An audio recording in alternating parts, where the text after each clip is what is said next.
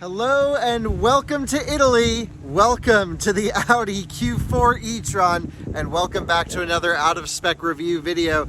In this video, we are going on a first drive, the first time we get to drive the Q4 E-Tron together. I can't wait to show you the spec, tell you about some of the differences between this European car and our US car. But this is an exciting time. We are going for a ride in ID4's big brother, but there's more changes than what might appear on the surface. Let me explain. You have to forgive a little bit of the wind here. This is an impromptu shoot, but this is the brand new Audi Q4 E-Tron. This particular one is the 50 trim, which means all-wheel drive, roughly 300 horsepower, and of course, this is very similar to ID4. It's built on the same MEB chassis. It uses actually the same drivetrain as ID4 and a lot of the same tuning and logic, but there are some major differences here with Q4 versus ID4. We'll talk about those in a little bit. In terms of pricing, the Q4 40, which is the base trim, will start at around $45,000 in the US. I don't know exact pricing equivalent for this car in the US. My guess is it would be another, I don't know, $8,000 to $10,000, but this is just purely a guess, speculation. I don't know. The difference between the 40 and the 50 is not the battery pack. This car gets the 77 kilowatt hour battery pack usable, which is the large battery in the ID4 as standard. It does, however, mean the 40 is rear wheel drive and the 50 is all-wheel drive. So again, same drivetrain as ID4, about 200 horsepower in the rear wheel drive, about 300 horsepower in the all-wheel drive here. Let me show you around this car. Let's take a look. We'll look at some styling things. So this one's like a launch edition for Europe, so it has options that we won't get. For example, a panoramic glass roof in the US will be as standard on 40 and 50. This one has the Audi badges. It has a Type 2 connector, different than our Type 1 J1772. But again, similar charging to ID4, so 125 kilowatt DC fast charging. Although you guys have heard me say it, I know we're gonna get faster charging on ID4 and this car. It will do 175 kilowatt charging. I've tested this new charging curve on the Volkswagen ID3 here in Europe, but it was the smaller battery pack, but it should be the same curve, and it was quite impressive, I have to say. Let's open up the trunk, forgive the wind noise, and I have some of my luggage in here, but plenty of trunk space, of course. We have deep storage compartments on either side. There is some underfloor storage here. If you can take a look in there, quite large, very impressive. And then of course you have your power trunk open and close. This video is more of a first taste, a first look at the car. So we'll be spending a lot of time driving it, testing out some of the features, the infotainment, of course, but man, this spec is lovely. And again, there's some big differences here. We won't get this dual tone trim. I hope we get these wheels in the US because I think they look stellar, and our car will come as standard with all season tires instead of these summer tires, at least at launch. The front of the Q4 E-Tron, you can see these awesome matrix LED headlights that have full functionality here in Europe. Unfortunately, in the US, they won't do a split beam or automatic high beam. They'll do automatic high beams, but not a split beam, I should say. And this is just regulation in the US. And then here you can see the Audi logo is this sort of clear plastic thing, and that's because your radar sensor is behind there. The grille itself is totally shut off. There's no openings up here, except down here there are. When the car is off parked or when there's not a big thermal load on the vehicle, there's a shutter that closes behind this to aid with aerodynamics. When it has a big thermal load, air conditioning, thermal management for the battery pack, for example, then the shutter will open and it will allow the air to cool inside. Anyway, let's jump inside the Q4 E-Tron. This one again is the 300 horsepower, 77 kilowatt hour version, a range of around 250 miles or so. EPA hasn't quite rated this car yet, so it's hard to say. And of course, we'll do all of our charging and range testing when we get back into the US. You join me inside of the Q4 E-Tron, and wow, it's quite different than ID4. First of all, you have a steering wheel that's flat on the top and the bottom, and then it's kind of curved on the side. It's a very interesting steering wheel. But the seating position is identical to ID4. One of the best parts about this MEB chassis is just how close the steering wheel can come out. Great adjustability, great headroom, everything like this. This particular car, of course, doesn't have a glass roof, but the final, US version will. No massaging seats in Q4 either. I think this is really the only area in which the Q4 isn't nicer than the ID4. Styling wise, I like the way both look, but this looks good. But massaging seats, I don't think will be coming to the US. If they are, it might be an option. This car doesn't have it. ID4 mid-spec and up gets a back massage. So that's quite interesting. This one has heated seats, not ventilated in this particular car, but everything else is totally different. First of all, a lot of the issues people have with ID4, for example, the sound system isn't amazing. This one has an upgraded sound system with a dedicated subwoofer. I've tested it. It sounds great. No heads-up display in the US. This one will, and it's augmented reality. It's a little gimmicky. It's not like the best heads-up display, but it works, and it's pretty nice, so that's cool. Thirdly, I should say, the window switches in ID4 only have 2 switches, and then you have a secondary button where you then select rear, and then the window switches do this. In this car, you have 4 individual window switches. Quite an idea. The interior is so much more Audi. If you've driven an Audi before, it uses Audi MMI, so it's, I think, a little bit more of a grown-up system than ID4. It's snappy, it works well. ID4 new software though works well too. I put my foot on the brake, the car automatically turns on. I don't need to hit any start buttons or anything like this. But driving this car should be the same. So we'll talk about the drivetrain when we get on the road. Other than that, I think it's time to go for a quick drive. Now, if you're interested in a full tour of this car, I mean going through all of the infotainment, all the interior buttons, switches, knobs, everything that you can do with this, I will have a video up for this on this channel, and not on this channel, on Inside EVs US.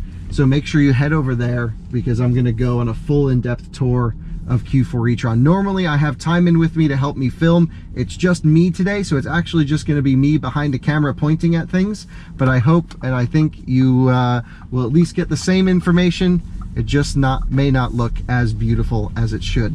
But that's what happens when I'm rocking solo. So let's go over from here in Italy. We're going to Nice on this drive, France. And wow, what a crazy place we're in, of course. And a big thank you to Audi for letting me drive this car well ahead of a real proper US spec car. But very nice to be able to drive this Euro version and at least get an idea of what we're gonna have in the US. You heard maybe there the voice guidance talking to me. I've programmed the steering wheel hotkey to shut her off. So she shouldn't be bugging me much. Let me just make sure the nav system is set to go to Nice.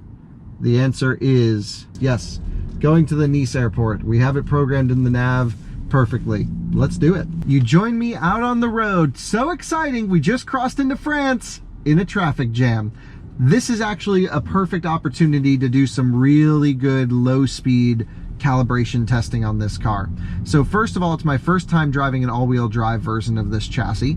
My understanding is it was mostly powered by the rear motor, and then when you need more power, the front motor will kick in. Permanent magnet on the rear means you're kind of just always engaged. That motor has to stay on, and then it will blend the induction motor on the front when it needs more power. But the nice benefit of an induction motor is it can actually just shut off and sit there freewheeling. This is why, at least in the EPA results, the ID4 all-wheel drive does just a few miles less than the ID4 rear-wheel drive. It's just the weight difference between the two.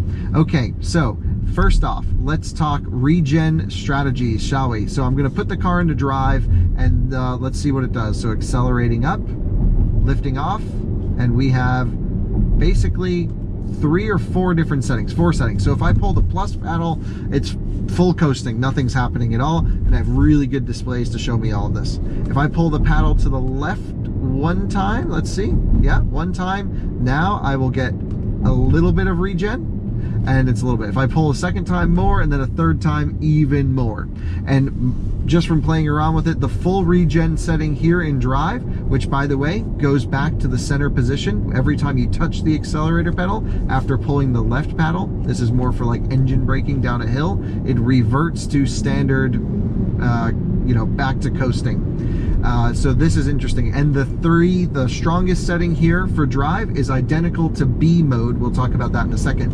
There's also a setting in this car for adaptive regeneration. So as you come up on a vehicle, for example, like now, it's going to give you some more regen. As they're pulling away, it will do less and go back to the center. This is quite interesting, which means I can kind of fly up on them. Look, now we're getting more and more and more regen, and it's slowing down automatically using the regen. As they pull away, it backs off. This, to me, would drive me nuts, but I understand why a lot of people would like it. I just want full control. I also don't like how when I select the 1, 2, or 3 on the regen settings here, that it reverts back to normal. I would drive the car in B mode, which probably stands for braking, I imagine. And what this will do is it'll just give me full regen off throttle every time. This is how EV enthusiasts will drive the car. And really, I think it's probably how most people will drive the car, is in B mode. Because when you lift off, the car slows down, the brake lights come on, and it's really nice. Look at where we are in this beautiful tunnel about to come out in the south of France, right along the water. So there's all your regen control. The throttle control in comfort mode here, there's other driving modes, is nice and progressive. The kickdown switch doesn't do anything. And different from the power strategy on E-Tron Big One, this is if you go full power, it doesn't give you everything it has, but if you put the car in S mode, then it will give you the boost functionality. Here, it seems no matter the driving mode, or at least in comfort mode, full power, even to the kickdown switch, not even past, goes into the full boost functionality. If I put the car into efficiency mode, then kickdown switch goes, nope. So that's about 60% throttle if I go to the kickdown switch. If I go past the kickdown switch, then we get full boost mode. Okay, so no matter what, you're gonna get full boost mode in this car. I don't know why they call it boost then, if it's accessible all the time, but these are the conversations that, you know, I'm not really involved in. I don't know, doesn't really matter. When you floor it, you're gonna get full power. That's what you need to know. Here we are. Actually, we were in Italy. Now we're entering France in 250 meters. And wow, what a beautiful place we are in. Let's talk adaptive cruise control. Different than ID4, which has it on the steering wheel, here we have the traditional Audi stock. So if the stock is pushed away from you, the system is inactive. If I pull it 1 notch towards me, it's in standby mode. If I click a button on the end of the stock, it locks in. I then can adjust my distance from 1, 2, 3. So 1, 2, and 3 are my distance, 4 and 5. So it's 5 distance settings. In the augmented reality heads-up display, I get a big arrow moving farther and away, which is going to be the target position of where it keeps the car from distance. This is quite neat. Yeah, and I have to say, adaptive cruise control with lane guidance, which I've turned on by the end of the turn signal stock here. You can turn it off without lane guidance like this, and now I have full control. I can turn it on here, and it's the same as E-Tron GT or regular E-Tron or Travel Assist in Volkswagen. It basically will just stay right in the middle of the lane. You can see it's doing all of this, and I'm monitoring the steering wheel to see. What I'm interested in, though, is this a haptic steering wheel, or a capacitive steering wheel, I should say? Yes, it is. I just so lightly grazed the wheel and came on. So same as ID4, you just tap the wheel like this. You don't need to put in torque into the steering wheel, which I always think is very dangerous from a driver monitoring situation. A lot of new drivers to driver assistance systems end up putting too much torque in, and yeah, they get a little bit, maybe the car upset and out of control. I've seen a couple times from, yeah, well, let's not get into it. No problem. I've just almost been in a massive car wreck because someone put torque into a steering wheel to tell the driver assistance system, hey, I'm paying attention, and then they put way too much in and thought the car had control, and it was just a bad situation all around. So right now on adaptive cruise control, let's put it on the closest. We are in France. We must drive like Frenchmen, right up on the bumper, horn, high beams. Sorry to everyone around, but this is what you do when you're in France. You drive like your hair is on fire, and it has the same crappy horn, doesn't it? Oh, come on. We need a real horn in this thing. Oh, no. That's a bummer. That really is, but that's okay.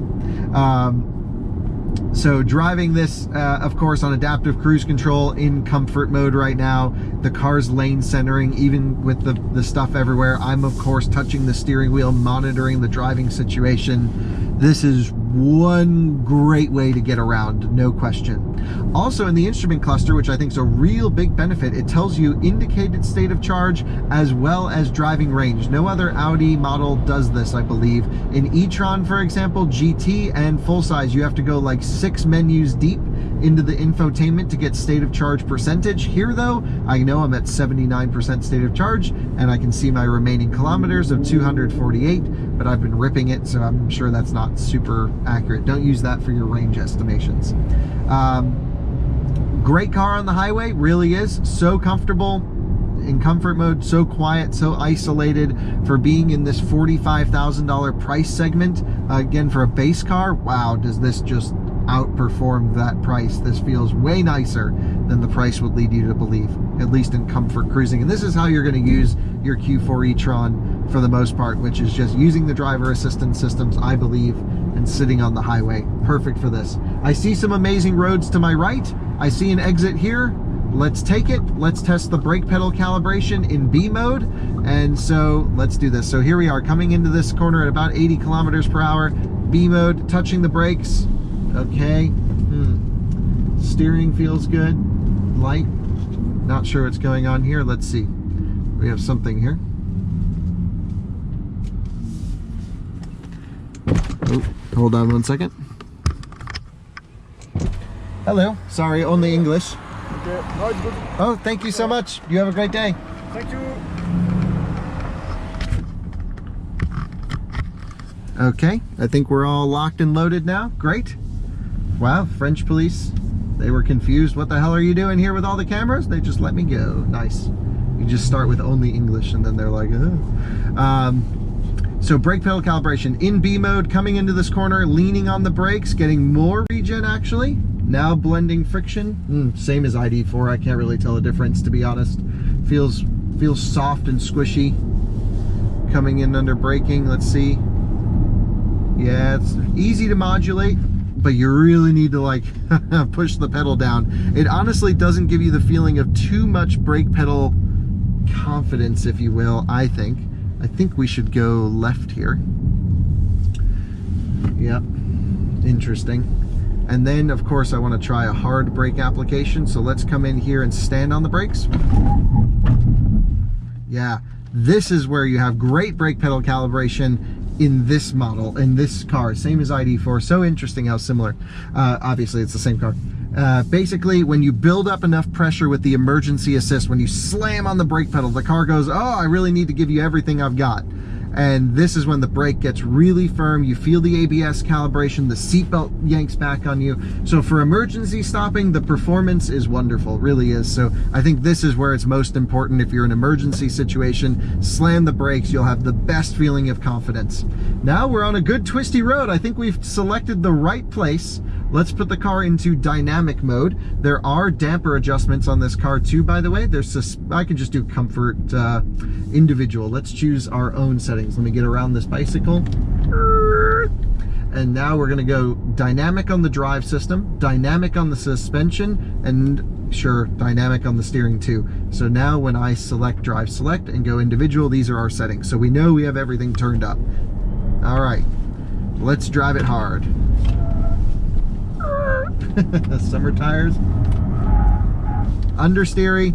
Okay, this is not a performance car. It's not intended to be one, and so please don't judge this as like, oh wow, it's not like an e-tron S, which is a great car up in the hills. And of course it's not like an e-tron S because that has tri-motor crazy stuff. This is the entry-level model electric Audi, right? So I thought we were going to crash into that person. Don't worry, we weren't. Let's start with the power and the motor calibration between the acceleration, okay? So starting from a stop before everything gets hot. I don't know if it will, but let's just start now while everything's cool. Full power. Good launch. 40 kilometers an hour, really kicks up and goes. And that's probably because the front motor is an induction motor, which means it doesn't give you the big kick off the line that a permanent magnet motor would. And yeah, so it seems to feel honestly very similar to like the rear wheel drive car off the line, but once you're moving around this speed here, yeah, this is where you really get this nice mid-range torque. And it's not crazy. It's not, you know, you're not gonna like scare people with the acceleration, but it's more than enough. And you would need like the equivalent combustion engine would be, yeah, really quite powerful to match this thing with the instant acceleration coming out of corners. Whoa, really tight here. Crazy, people are ripping on these roads. Ha! How did we just keep the mirror on this car? I don't know, but I could tell I was just grazing the curb and that guy was right off the mirror. Maybe we need to get up this hill a little bit more where there's less dense driving. Okay, so throttle at mid-range here at 60 kilometers per hour, full throttle. Yeah, this feels pretty good. Brakes are great when you just stand on them. Coming into a corner, big power out. Feels nice. You can tell that there is a more power on the rear axle, so it actually doesn't really understeer that much. That was impressive. What I'd like to do, of course, is turn traction control off. There's 3 levels in this car, similar to big E-Tron, but dissimilar from E-Tron GT. We don't need to review Audi's lineup, but their strategies for regen, traction control, and power systems are different across the entire line, and I think they need to sort this all out, but it's because they're using different chassis from different companies, basically. All right, so we're gonna go traction control back on. I'm now gonna push and hold traction control for 1 Mississippi, 2 Mississippi, 3 Mississippi. There, now it's ESC off. Now it's just us and the chassis, right? So great corner coming up here. Let's stick it in, big power. Nice.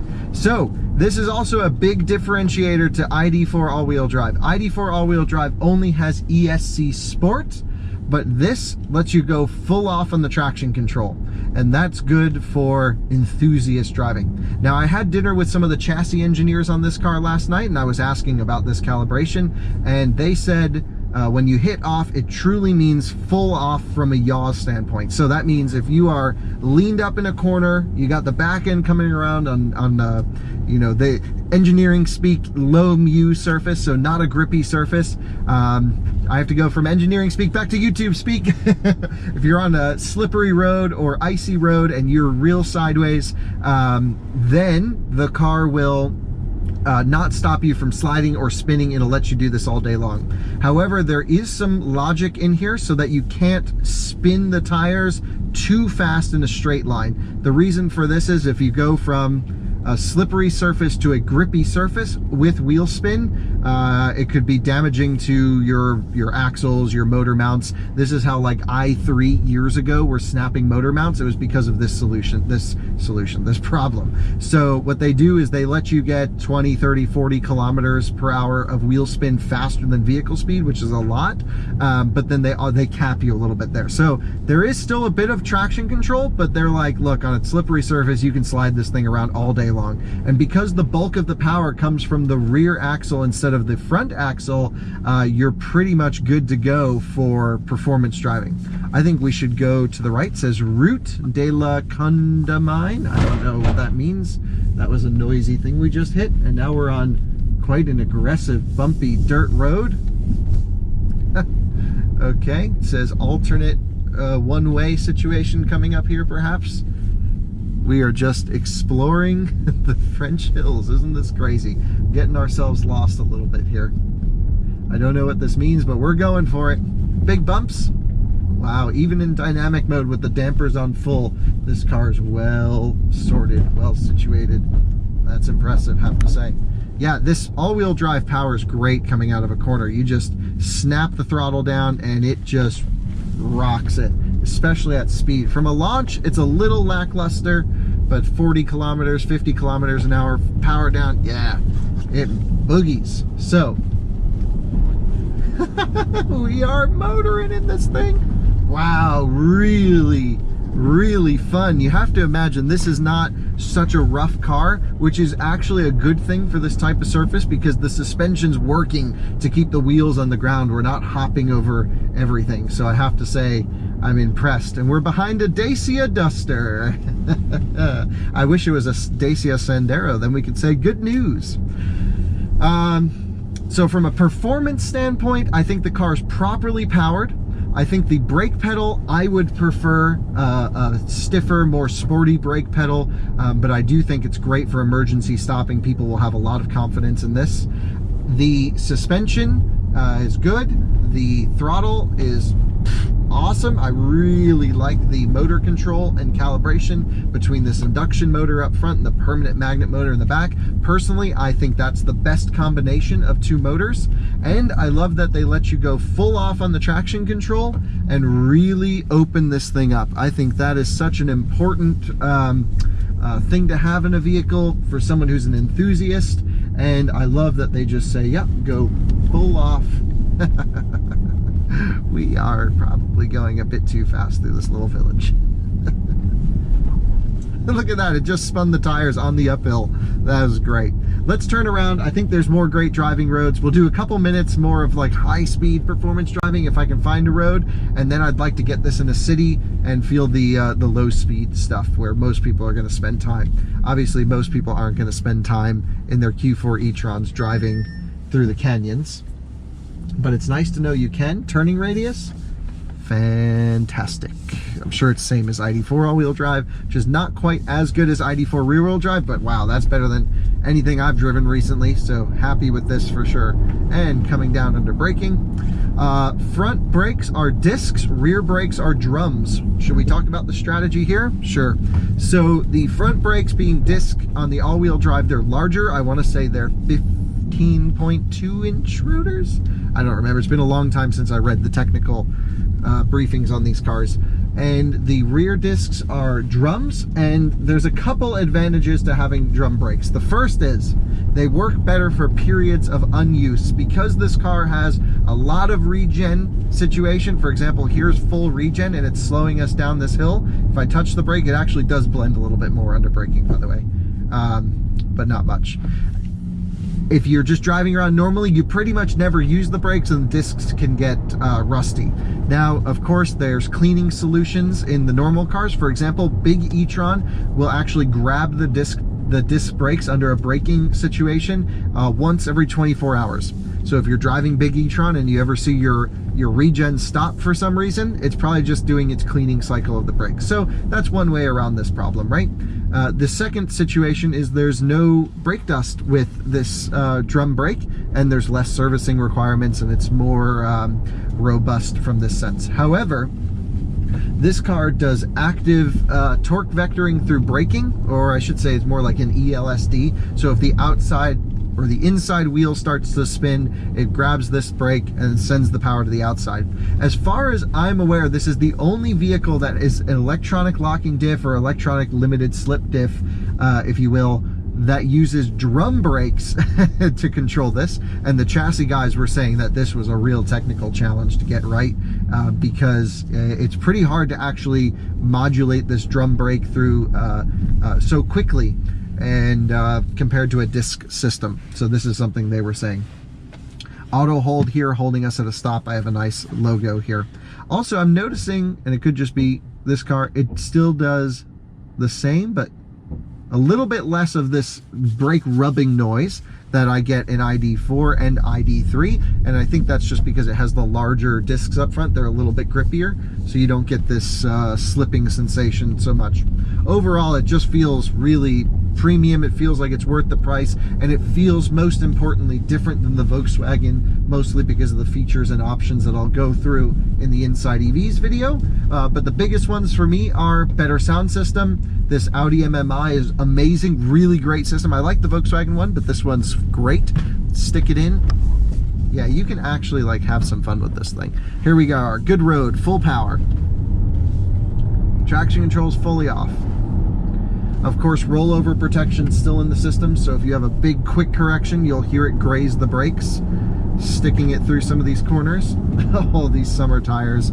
I would definitely want some summer tires on my Q4. But I think we get all seasons as standard in the 50 and 40. Interesting, it doesn't seem to give us full power with wheel lock.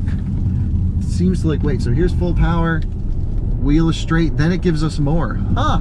I've seen this only a couple times in cars, and I wonder if it's for front axle protection. But let's try it again. Tire squeal, full power. Yeah, the wheel has to be unwinded, even with traction control off, to give full power. But it feels good. It's sporty for sure. You could look, we're shredding it up a road way faster than this car deserves to be. And of course, I'm being a little bit overly aggressive just to test the handling characteristics, but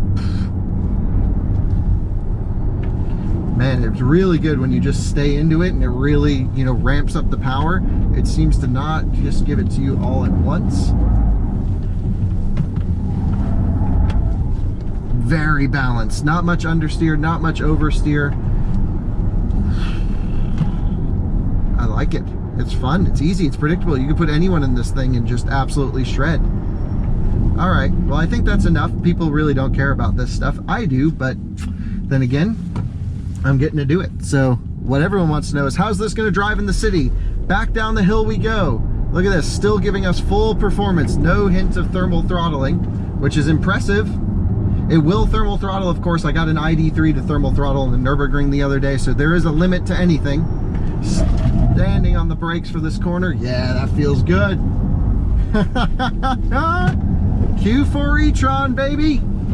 This is where it's at. We get great Audi engineering. We get, in terms of interior and exterior design, we get great MMI. We get a much better sound system. We get 4 window switches.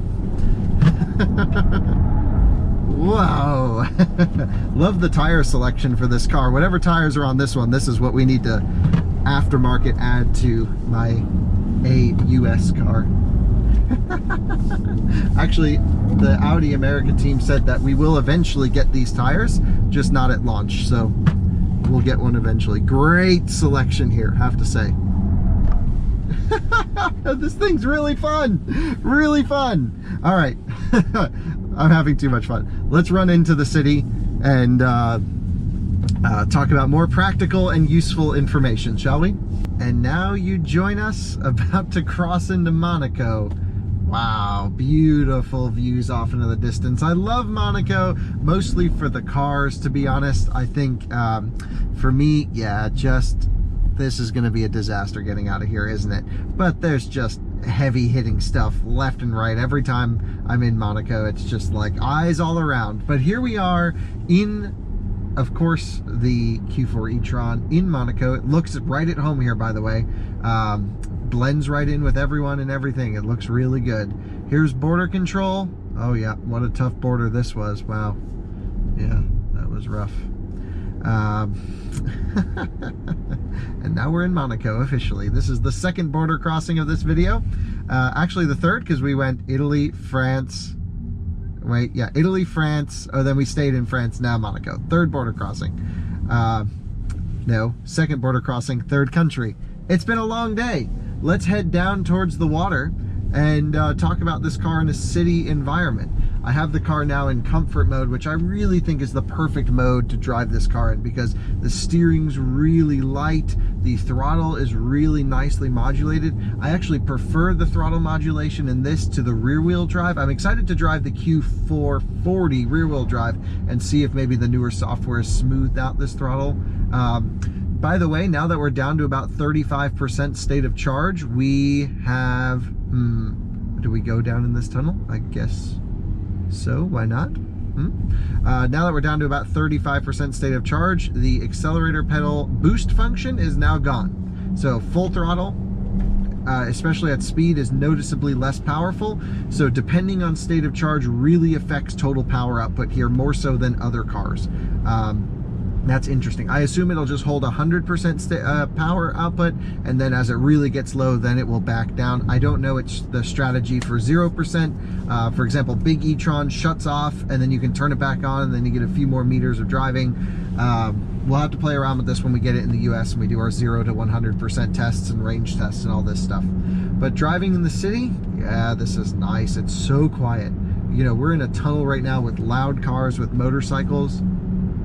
just get a whiff of this. It's really well insulated in here. Also, just to mention, I played around with the sound system, tried a whole bunch of different music on it, and it's good, but it's not great. But I would say blows away the system in the ID4. This system's not that great for real true music listening enthusiasts. This, you could totally, if you're into music, with this Sonos system, you'd be satisfied, but it doesn't, if you play more than like 70-75% volume, then it blows out the bass. So it's still no, you know, Bowers and Wilkins or Bang & Olufsen, I guess is who Audi use. It's no like B&O and the big E-Tron, but that's okay, you know, to be expected, of course. We're sitting here, we've been doing regen for a long time, and there's no limitation because we're coming, of course, down from the mountains down to sea level. We've just been sitting in regen for this entire time. Some cars overheat, some cars cut off regen, not this one at all. We've actually gained 3% state of charge, and it's still showing full regen, no issues with thermals whatsoever. Really impressive here. So overall, I have to say I'm pleased with Q4 e-tron, but it's better than expected. You know, I came into this thinking, well, it's just an ID4 with a different interior and maybe some nicer materials and nicer seats and whatnot, but no massaging seats. I didn't actually realize that. But it's a lot different. The driving dynamics itself are very similar, no question. However, I believe this car gets the ID4 GTX suspension, which is different than the ID4 all-wheel drive suspension that we get in the US. In the US, the car is raised 0.6 inches, like really high up, and this is good for off-roading, for maybe ride comfort. I haven't driven the car, one of my colleagues has. However, we're just literally in downtown Monaco, aren't we? But it says Nice this way, so we'll just do a loop and head back out. Man, so cool. Love it around here, really do. I wanted to drive the F1 circuit, but unfortunately we just don't have time. Oh, Ferrari's in the garage here, of course. This is Scuderia Monte Carlo. Range Rovers, EQCs. Oh, this is real living here, folks. Oh my goodness, an Evoque convertible. One of the funniest cars. Sorry to get derailed here, but as you know, I'm a true car enthusiast. I love to do car spotting. So heading out now, and yeah, like I said, thought it was going to be like ID4, but it's not. It's more than this. It has much better sound system. I think much better infotainment, even though I don't think this was a true issue in ID4. It has just more grown-up character. This car sitting on the highway is cool. It looks good. People are looking at this as we're driving down here. Even in Monaco, it's getting looks. Impressive, nice car for sure. And even when you drive it fast, it holds its own. This is kind of an all-rounder. Perfect daily driver, really is, with the ocean off in the distance. Thanks so much for watching another Out of Spec Reviews video. We will catch you on the next one. Let's hit the speed bump hard. So smooth. Barely feel it. It honestly rides better than e-tron S. Thanks for watching. See you on the next one. Bye-bye.